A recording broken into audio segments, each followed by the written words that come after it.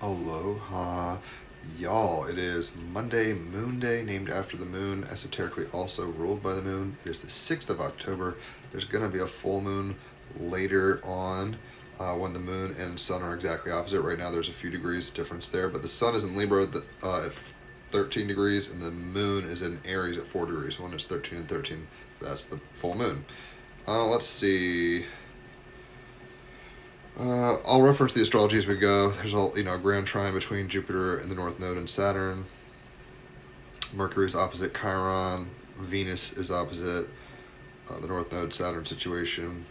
But the cards I pulled today, and there's like a full moon right there. The Queen of Swords, the Nine of Pentacles with Frankenstein, and the Esasani Leaving Home, the Galactic Heritage card for the day. So if you're a sword, you're a mind or an air sign. Gemini, Libra, or Aquarians. So everybody has a mind, but they're the ones who stress it the most. Queen of Swords on page 88. I serve a noble cause, the watery, the fluid, dynamic, imaginative, intuitive part of air, the mind, and intellection and thoughts. Using the power of nature to enhance your lifestyle, a brilliant mind, penetrating intelligence, serving a noble cause, well articulated and outspoken, a wise guide. In mythology, the Queen of Swords was often rather simplistically conceived as an ice queen. This highly intelligent, forthright, and principled woman is tied to performing her duties and obligations as a monarch. She is not afraid for heads to roll when she needs to protect her own, or her kingdom's interests. But the dark tears symbolize the sadness she bears as a consequence, for she is no lover of execution and death. To live in integrity, she would far rather build alliances with her adversaries rather than use brute force, right? Sun and Mercury and Libra, it's like Peacemaker, but Moon and Aries. Heads will roll if they need to. She is dressed here in a Starman samurai kimono. It represents her self-discipline, courage, independence, honor, and willingness to serve her kingdom no matter what, Venus and Virgo. As head of state, she offers excellent counsel and constructive criticism with a piercing intelligence and well-earned wisdom. Pluto and Aquarius training Uranus and Gemini. Here, she handles sacred medicinal plants which have co-evolved with human beings for millennia. We use them for healing and guidance as part of spiritual practices. We eat plants, drink their juices, ferment and distill libations from them.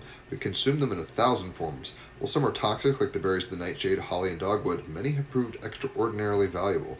Evidence of the use of herbal remedies, for example, goes back 60,000 years to a burial site in Iraq. The Queen's medicinal journeying enables her to cleanse herself of toxic thoughts and experiences, a form of spiritual cleansing to restore the mind-body connection, head with the heart. Right, so Aries rules the head. The moon, full moon in Aries is going to be about releasing. Full moon release, Aries. The head with the heart. Sun in Libra, opposite that. She is self-sufficient rather, perhaps a perfectionist, Venus in Virgo. She is phenomenally capable, knowledgeable, and engaging with a brilliant intellect, able to penetrate into the source of a problem, whether that domain is personal, political, or corporate. Her keen intelligence quickly strips away what's not important, accurately reflecting the facts and uncovering priorities and values. Right? And the full moon is reflecting the sun, it's reflecting the facts. In the process, she uses her own experience to help illustrate and unmask self-defeating patterns, understanding deeply on all levels the importance of a stitch in time to save nine. She applies rigorous effectiveness with her own children, Jupiter in Cancer, Venus in Virgo, regarding it as her maternal duty to see her children grow up to be well-rounded, cultured, and highly educated, ethical adults, Sun and Mercury in Libra. Right? Be just people in society as a self. Not always the warmest of mothers, due to the heavy burdens of duty, she does bring compassion and a deep understanding of the vicissitudes and trials of life. The Queen of Swords is deeply committed to them, contributing to their gifts and talents effectively and making a difference in the world, right? So using our heads, but being kind of altruistic about that, not just selfish. So the clarifying card is the Nine of Pentacles. If you're a Pentacle, you're an Earth sign. So Taurus, Virgo, and Capricorn. And notice how Frankenstein here, right? It's all built up over disparate parts, reassembled. The Nine of Pentacles, I'm in charge of my destiny on page 178. You are in charge of your destiny and what you believe you deserve. North Node in Pisces, trining Jupiter. Know your gifts and accept them. The time is now to manifest your dreams into this world, right? And with it being a full moon in Aries, I think we're getting a picture of how we can, as a self, open up and punctuate from a place of our mind, using wisdom through the dark of the night, like the owl, and reconstituting ourselves into new beings. It's electric oogie boogie boogie. All these body parts are on the ground like Hostel. This is just like, the movie, horror movie Hostel. And then he ties them together, stitches them together, and then resurrects. We can be resurrected mentally and pop from a place of comfort zone into a new adventure, essentially, full moon in Aries. So the Galactic Heritage card, on every day I pull a wild card, moon days, aliens, moon, right, is why I do this one. And this is number 104, Esasani, which is the collective species or whatever of Bashar, if you're into Bashar. On page 143, number 104, Esasani, leaving home, parallel timeline. The Esasani, a cross between humans and Zetas, which are like gray aliens, eventually had to integrate all their lessons, evolve as a species, and leave home, walking into their own future and finding their own path. Very much moon in Aries. Humanity is facing this challenge now as we struggle to find ourselves. Pluto and Aquarius, right? Trining Uranus and Gemini. Who are we? What are we doing? Why are we here? Where are we going? Like, what's necessary? What do we shift? You must do your spiritual homework, make conscious and courageous choices, and find your own path. Do not fear who you truly are. This represents the potential for a new birth and the importance of consciously creating your future starting now. Moon and Aries, impulsive, now, go.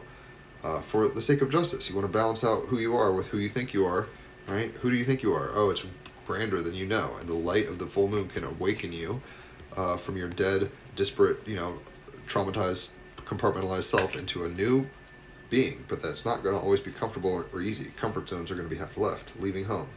The Esasani species is a hybrid of human and Zeta and is highly evolved, but they did not have role models in the same way we do.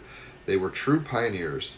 Their evolutionary path was very lonely in some ways, Venus and Virgo, and they had to consistently walk into the unknown. If you pull this card, its messages can vary. Most likely the card is telling you that you may have to leave home, metaphorically, like a teenager does when he or she becomes an adult. Rockabye baby, the cradle will fall, like America is falling apart. Like, what are we going to do when it's not what we are used to? Or the world, right? It's going to change. So you may have to make some choices to walk a path, I can't speak, that is solitary but authentic for you, rather than what society, religion, or family pressures you to choose. However, there is a warning. If you choose to walk a unique path that is different from those around you, make sure it is done because this path is an authentic expression of you rather than just rebellion against what you don't like. This is a very important distinction. Rebelliousness always attaches you to unhealed issues, right? Things that are wounds, traumas, right? Can we see past that with the illumination of the full moon in Aries?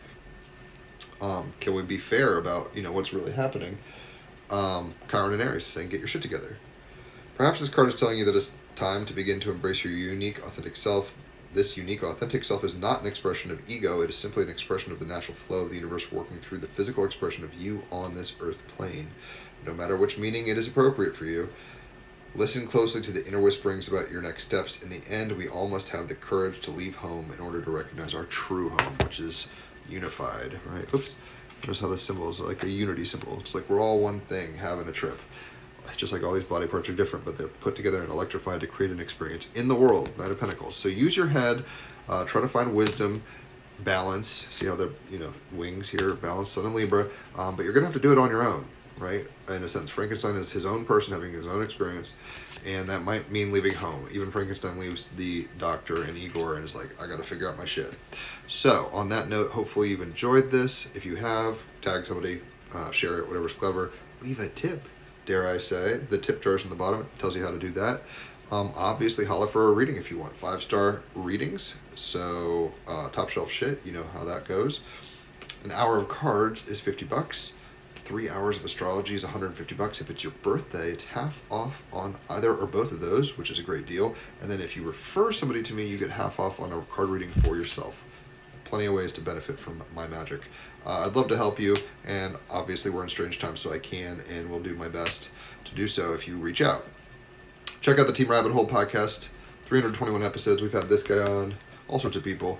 I'll post that in the comments. And yeah, enjoy your full moon, release what no longer serves you, and step into a new adventure with all your disparate parts. Step into the new, unknown with all your disparate parts reassembled.